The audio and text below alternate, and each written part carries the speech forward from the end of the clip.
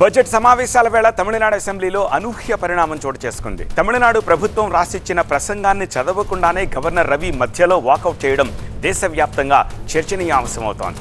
సాధారణంగా చట్టసభలో ఏదైనా అంశంపై చర్చ జరిగినప్పుడు దాన్ని విభేదించి ప్రతిపక్షం వాకౌట్ చేసి బయటకు వెళ్తుంది. కొన్ని ప్రత్యేక సందర్భాల్లోనూ అధికార ప్రతిపక్షాలు కూడా వాకౌట్ చేసిన చరిత్ర ఉంది. కానీ దేశ చరిత్రలో తొలిసారి ఏకంగా ఒక గవర్నరే అసెంబ్లీ నుంచి వాకౌట్ చేయడం ఆసక్తిగా మారింది.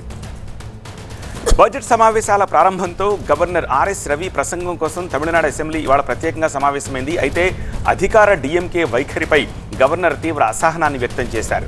అసెంబ్లీని ఉద్దేశించి సుదీర్ఘంగా ప్రసంగించాల్సి ఉండగా క్షణాల్లోనే తన ప్రసంగాన్ని ముగించేశారు. కనీసం జాతీయ గీతం కోసం కూడా వేచి చూడకుండా హడావుడిగా బయటకు వెళ్ళిపోయారు. దాంతో సెషన్కు సంబంధించిన ఎజెండాను వివరించిన తమిళనాడు స్పీకర్ అప్పావు ప్రభుత్వ ప్రసంగం చదివి వినిపించాల్సి వచ్చింది. Of a country. Friends, my repeated request and advice to show due respect to the national anthem and play it at the beginning and end of the address has been ignored. This address has numerous passages with which I convincingly disagree on factual and moral grounds. Lending my voice to them would constitute constitutional travesty. Hence, with respect to the House, I conclude my address. Wish this House a productive and healthy discussion for the good of the people. మరోవైపు governor వైఖరిని ఖండిస్తూ DMK సభ్యులు సభలో నిరసన వ్యక్తం చేశారు. గవర్నర్కు వ్యతిరేకంగా సభలో సీఎం స్టాలిన్ ప్రత్యేక తీర్మానం చేశారు.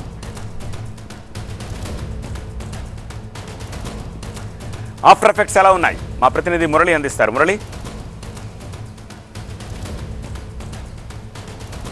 అంటే గతంలో కూడా తమిళనాడు ప్రభుత్వం వర్సెస్ తమిళనాడు గవర్నర్ రవి అనేక వివాదాలు జరిగినప్పుడు ఒకసారి అసెంబ్లీ నుంచి ఇదే విధంగా వాకౌట్ చేసి వెళ్ళిపోయారు. కానీ ఈసారి వాకౌట్ చేసి వెళ్ళిపోవడం కాదు, దేశంలో ఎప్పుడూ లేని విధంగా స్పీకర్ గవర్నర్ ప్రసంగాన్ని చదవడం అనేది ఇప్పుడు పూర్తిగా చర్చనీయాంశమైనటువంటి అంశం. సో కేరళలో కూడా చూసాం, ఇటీవల గవర్నర్ ప్రభుత్వానికి వ్యతిరేకంగా అక్కడ ఉన్నటువంటి ఆ గవర్నర్ ప్రసంగంలో ఉన్నటువంటి అభ్యంతరాలను చెప్తూ 2 నిమిషాల్లోనే ప్రసంగాన్ని ముగించి వెళ్ళిపోయారు. కానీ ఇక్కడ ఎక్కడా కూడా జరగలేదు. గవర్నర్ ఒకవేళ వెళ్ళిపోయినా కూడా సభను కొనసాగించడం అనేది జరుగుతుండేది. కానీ గవర్నర్ ప్రసంగాన్ని స్పీకర్ చేత సీఎం స్టాలిన్ చదివించారు.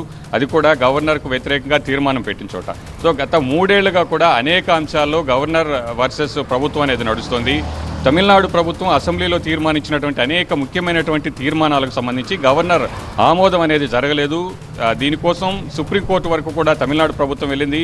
3 ఏళ్లుగా పెండింగ్లో ఉన్నటువంటి ఆ తీర్మానాలను ఆమోదించాలని సుప్రీంకోర్టు కూడా సీరియస్గా పరిగణించిన తర్వాత కొన్ని తీర్మానాలు మాత్రం గవర్నర్ ఆమోదించారు. ఇప్పటికీ కూడా అనేక తీర్మానాలు తమిళనాడు ప్రభుత్వం కేంద్ర ప్రభుత్వం అమలు చేస్తున్నటువంటి నీటిని వ్యతిరేకిస్తూ ఒక తీర్మానం చేసింది. అది ఇప్పటికీ కూడా గవర్నర్ వద్దే పెండింగ్లో ఉంది. ఇవాళ అసెంబ్లీకి వచ్చినటువంటి సందర్భంలో కూడా గవర్నర్ ఆ ప్రసంగం ఏదైతే ఉందో ఆ ప్రసంగంలో కొన్ని అభ్యంతరాలు ఉన్నాయి.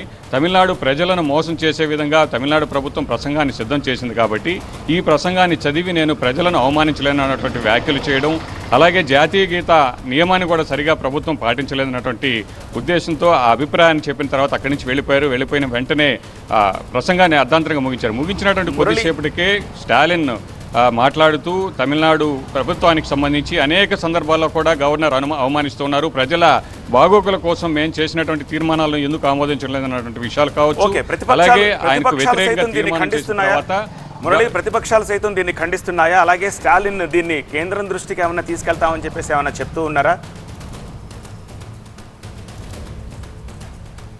ఖచ్చితంగా ఈ స్పీకర్ అప్పావు ప్రసంగం జరిగిన తర్వాత, ప్రసంగం పూర్తి అసెంబ్లీ నుంచి అందరూ కూడా బయటకు వచ్చిన తర్వాత ఒక బీజేపీ అలాగే బీజేపీకి అనుబంధంగా ఉన్నటువంటి ఏడీఎంకే తప్ప మిగిలినటువంటి అన్ని రాజకీయ పార్టీలు కూడా ముందు నుంచి కూడా గవర్నర్ తీరును తప్పుపడుతూ ఉన్నాయి. గతంలో అసెంబ్లీలో తమిళనాడు అనేటువంటి ఒక పదం ఉన్న చోట తమిళనాడు కాకుండా తమిళగా ఉన్నటువంటి పదాన్ని ఆయన ఉచ్చరిస్తూ చేసినటువంటి సందర్భంలోనే తమిళనాడులో ఉన్నటువంటి అన్ని పార్టీలు కూడా అభ్యంతరం వ్యక్తం చేశాయి. తమిళనాడును తమిళ వాదాన్ని గవర్నర్ అవమానిస్తున్నారన్నటువంటి విషయాన్ని పదే కూడా విపక్షాలన్నీ కూడా తప్పుపట్టాయి. ఇప్పుడు కూడా ఇవాళ అసెంబ్లీలో చేసినటువంటి దేశంలో ఎక్కడా కూడా గవర్నర్ ప్రసంగం చేయకుండా వెళ్ళిపోవడం అనేది లేదు. అలాంటి పరిస్థితి మరొకసారి తమిళ ప్రజలను అవమానించారన్నటువంటి వ్యాఖ్యలు చేస్తూ అనేక సందర్భాలు అనేక రాజకీయ పార్టీలు కూడా విమర్శలు గుప్పించినటువంటి పరిస్థితి ఉంది. గెట్అవుట్ రవి అనేటువంటి నినాదం గతంలో ఏదైతే జరిగిందో మరొకసారి అది హ్యాష్ట్యాగ్గా తమిళనాడులో ఇప్పుడైతే కొనసాగుతోంది. Right morning. ఇక ఏపీలో ఉద్యోగ సంఘాలు మరొకసారి ఆందోళనకు సిద్ధమవుతున్నాయి. పెండింగ్ సమస్యలు పరిష్కరించాలని డిమాండ్ చేస్తూ కార్యాచరణ ప్రకటించారు ఉద్యోగ సంఘాల నేతలు. దీంతో ఉద్యోగ సంఘాలను ఏపీ ప్రభుత్వం చర్చలకు ఆహ్వానించింది. 13 ఉద్యోగ సంఘాలతో కేబినెట్ సబ్ కమిటీ భేటీ అయింది. ఉద్యోగుల సమస్యలపై చర్చిస్తారు కేబినెట్ సబ్ కమిటీ సభ్యులు. గతంలో ఇచ్చిన హామీలు అమలు కాకపోవడం, ఏపీ ప్రభుత్వంపై ఉద్యోగులు ఆగ్రహం వ్యక్తం చేస్తూ ఉండడంతో బకాయిల చెల్లింపు, మధ్యంతర భృతిపై ప్రభుత్వం నిర్ణయం ప్రకటించే అవకాశం ఉంది. ఇక ఎన్నికల సమయంలో ఏపీ ప్రభుత్వంపై ఉద్యోగ సంఘాలు ఒత్తిడి పెంచుతూ మరొకసారి ఆందోళనకు సిద్ధమయ్యాయి. ఈ నెల 14 నుంచి ప్రత్యక్ష ఆందోళనకు రెడీ అవుతున్నట్లుగా ఏపీ ఉద్యోగ సంఘాల జేసీ తెలిపింది.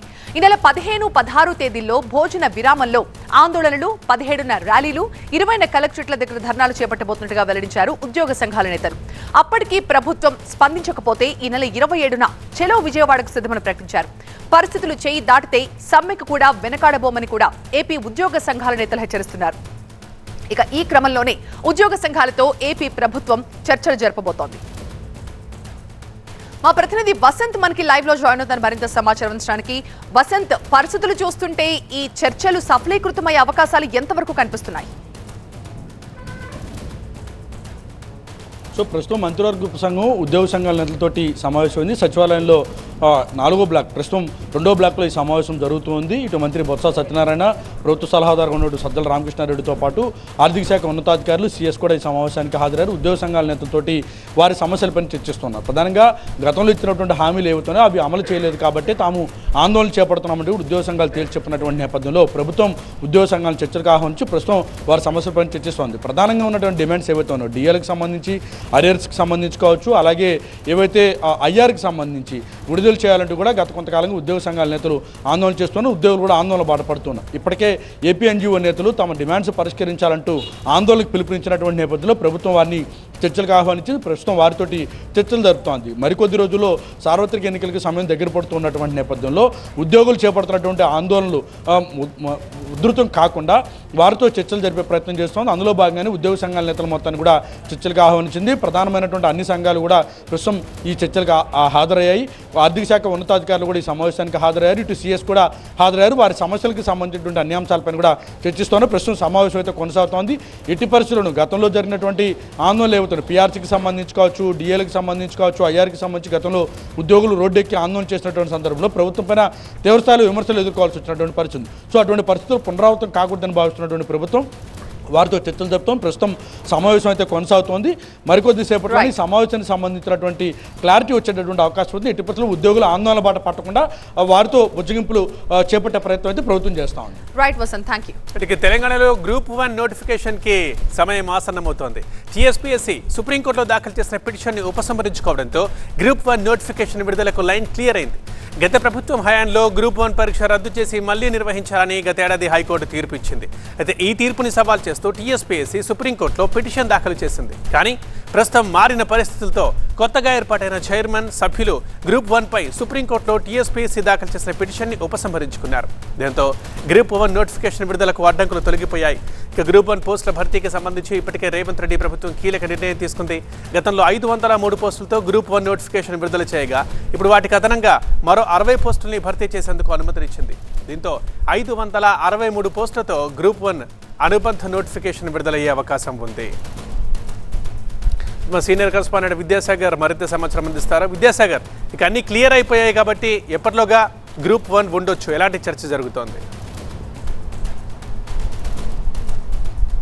ఎస్, కొత్తగా ప్రభుత్వం ఏర్పాటైన తర్వాత ఎప్పుడు ఉద్యోగాల నోటిఫికేషన్ వస్తుందా అంటూ ఎదురు చూస్తున్నటువంటి నిరుద్యోగులకు ఒక శుభవార్త అనే చెప్పాలి. ముఖ్యంగా గ్రూప్ 1 నోటిఫికేషన్ విడుదల చేసేందుకు టీఎస్పీఎస్సీ సన్నద్ధమైంది. దానికి తగ్గట్టుగానే ఏవైతే అడ్డంకులు ఉన్నాయో వాటన్నిటిని కూడా ఒక్కొక్కటిగా తొలగించుకుంటూ వచ్చి నిన్న సుప్రీంకోర్టుకు సంబంధించి ఏదైతే పిటిషన్ పెండింగ్లో ఉందో దాన్ని కూడా ఉపసంహరించుకోవడంతో ప్రస్తుతము ఒక 2 రోజుల్లోనే టీఎస్పీఎస్సీ గ్రూప్ 1 నోటిఫికేషన్ విడుదలకు సంబంధించి పూర్తిగా సిద్ధమైనట్లుగా మనకు సమాచారం అందుతుంది. గతంలో 2 సార్లు గ్రూప్ 1 నోటిఫికేషన్ తర్వాత పరీక్షను రాసిన తర్వాత రద్దయినటువంటి పరిస్థితి. 2022 అక్టోబర్లో జరిగినటువంటి పరీక్షను లీకేజీ కారణంగా రద్దు చేస్తే గత ఏడాది జూలైలో జరిగినటువంటి పరీక్షను ఆ బయోమెట్రిక్ నిర్వహించలేదన్న కారణంతో హైకోర్టు రద్దు చేసింది.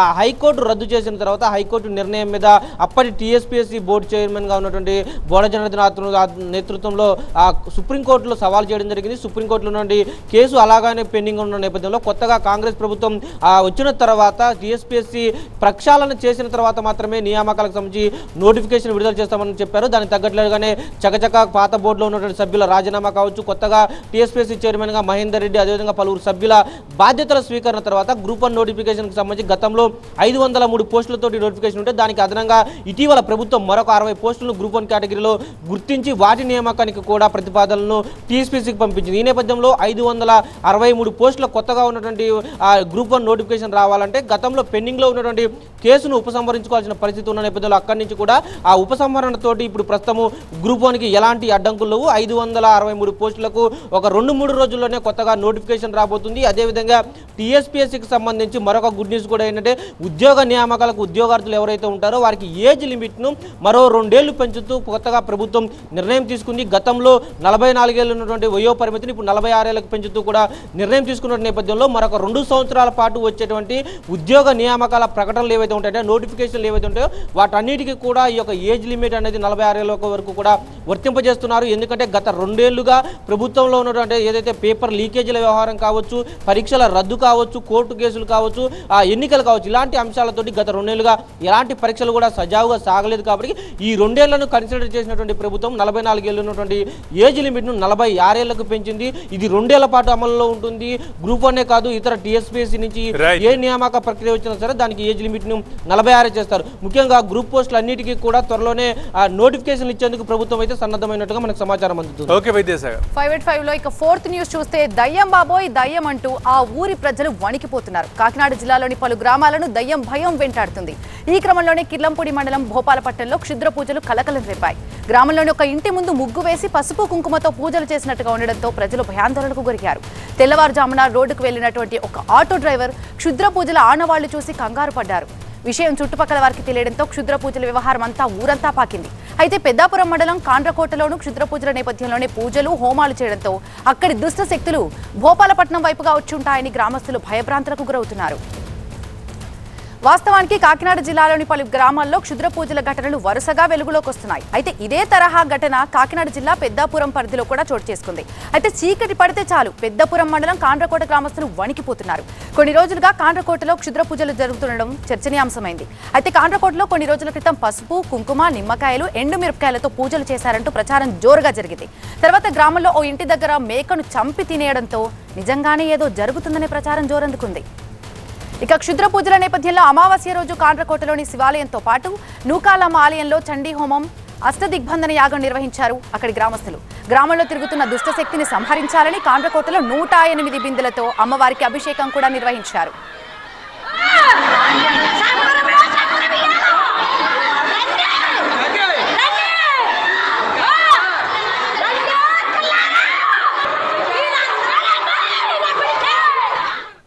దీనికి సంబంధించి మరింత సమాచారం మా స్పెషల్ కరెస్పాండెంట్ సత్య అందిస్తారు. సత్య, మీరేమైనా కాకినాడ జిల్లాలో ఉన్నటువంటి ప్రజలతో మాట్లాడారా? వస్తున్నటువంటి వార్తల్లో నిజమెంత?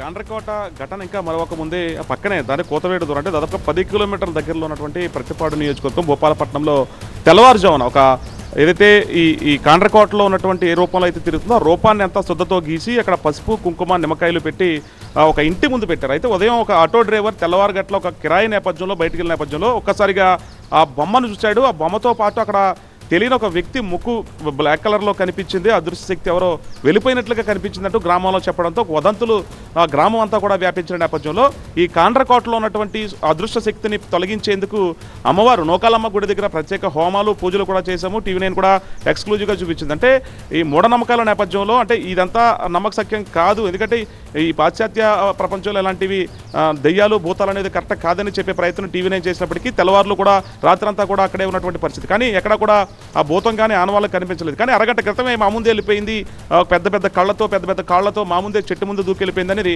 10ల సంఖ్యలో గ్రామస్తులంతా కాండ్రకోట గ్రామంలో చెప్పారు. ఇప్పుడు భూపాలపట్నంలో కూడా కాండ్రకోట గ్రామం నుంచి అక్కడ ప్రత్యేక పూజలు చేశారు, హోమాలు చేశారు, 108 బిందెల నీళ్లతో అమ్మవారికి అభిషేకం చేశారు. అమ్మవారు కూడా ఒక మహిళ మీద పూని, మీరు చాలా భయంకర పరిస్థితుల్లో ఉన్నారు, నేను చేయాల్సింది చేస్తున్నాను, మీరు చేయాల్సిన సపోర్ట్ కూడా నాకు చేయాలంటే అమ్మవారి రూపంలో ఆమె మీద వాళ్ళు చెప్పడం.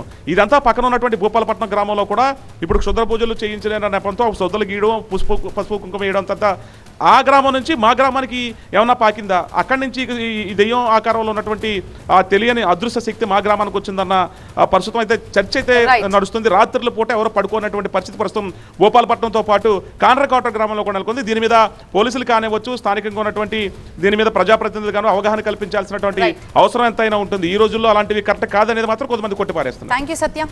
ఇక గుంటూరులో డయేరియా కేసులు రోజు రోజుకు పెరుగుతుండడం ఆందోళన కలిగిస్తోంది. వాంతులు విరోచనాలతో బాధితులు గుంటూరు జీజీహెచ్ లో చేరుతున్నారు. 3 రోజుల్లో 75 మంది హాస్పిటల్లో చేరారు. 15 మంది డిశ్చార్జ్ అయినట్లుగా వైద్యులు చెబుతున్నారు. గుంటూరులో డయేరియా పరిస్థితులను ఎప్పటికప్పుడు పర్యవేక్షిస్తున్నారు మంత్రి విడుదల రజని. జీజీహెచ్ లో చికిత్స పొందుతున్న డయేరియా బాధితులను పరామర్శించారు, వివరాలు అడిగి తెలుసుకున్నారు. ఇక జీజీహెచ్ కు వెళ్లిన మంత్రి రజనీతో టీడీపీ నేతలు వాగ్వాదానికి దిగారు. డయేరియాపై నిర్లక్ష్యంగా వ్యవహరిస్తున్నారని కమిషనర్, కార్పొరేషన్ అధికారులపై ఆగ్రహం వ్యక్తం చేశారు.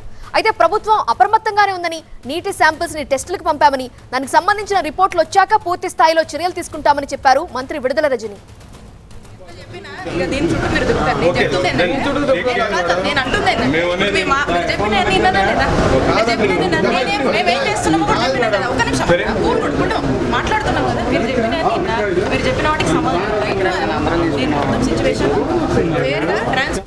ఆ నీటి శాంపిల్స్ రిపోర్ట్స్ ఎప్పుడు వస్తాయి వివరించడానికి మా ప్రతినిధి నాగరాజ్ సిద్ధంగా ఉన్నారు. నాగరాజు, ఆ శాంపిల్స్ టెస్ట్స్ రిపోర్ట్స్ ఎప్పుడు వస్తాయి? అలాగే కొత్తగా జాయిన్ అయిన వాళ్ళ సంఖ్య పెరుగుతూ ఉంది, అందులో పిల్లలు కూడా ఉంటున్నారా? వాళ్ళ కండిషన్ ఎలా ఉంది? అయితే ప్రస్తుతం అయితే జీజీహెచ్లో దాదాపు 60 మంది చికిత్స పొందుతున్నప్పటికీ వాళ్ళ ఆరోగ్య పరిస్థితి నిలకడగా ఉన్నట్లు వైద్యులు చెప్పారు. మరోవైపు నీటి శాంపిల్స్ ఏ రోజుకు ఆ రోజు సేకరించి వాటిని అయితే టెస్టులకు పంపుతా ఉన్నారు. అంటే స్థానికంగా ఉన్న టెస్టుల్లో అయితే మాత్రం క్లోరిన్ శాతం ఎంత ఉంది, మిగతా బ్యాక్టీరియా లెవెల్స్ ఎలా ఉన్నాయి అనేది ప్రాథమికంగా తెలుసుకునే అవకాశం ఉంది. కాబట్టి ఇక్కడున్న టెస్టులతో పాటు వాటిని హైదరాబాద్కు పంపి అక్కడి నుంచి కూడా మరిన్ని రిపోర్టులు తెప్పిస్తున్నట్లు మంత్రి ఇప్పటికే వెల్లడించారు. మరోవైపు హాస్పిటల్లో చేరిన వారందరికీ కూడా అన్ని రకాల టెస్టులు, వైద్య పరీక్షలు అయితే నిర్వహిస్తున్నారు.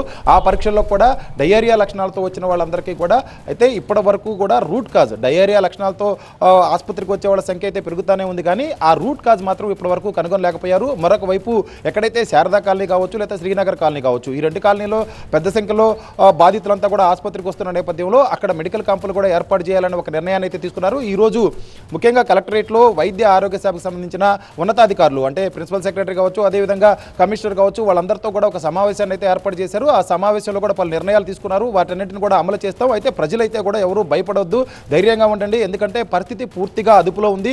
ఆసుపత్రికి రోగ లక్షణాలతో వచ్చిన వాళ్ళందరూ కూడా పూర్తిగా కోలుకొని డిశ్చార్జ్ అవుతున్నారు. కాబట్టి ఎవరు కూడా భయాందోళనకు గురి కావాల్సిన అవసరం లేదని చెప్పి మంత్రి చెప్పారు. రేపు ఎల్లుండి కూడా వీటి మీద పూర్తి స్థాయిలో సమీక్షిస్తున్నాం. అదేవిధంగా ఎక్కడైతే ఇబ్బందికర పరిస్థితులు ఉంటాయో అక్కడ మెడికల్ క్యాంపులు కూడా ఏర్పాటు చేసేందుకు సిద్ధంగా ఉందని ఇప్పటికే మంత్రి రెడ్డిని వెల్లడించారు. Right, thank you Nagaraj.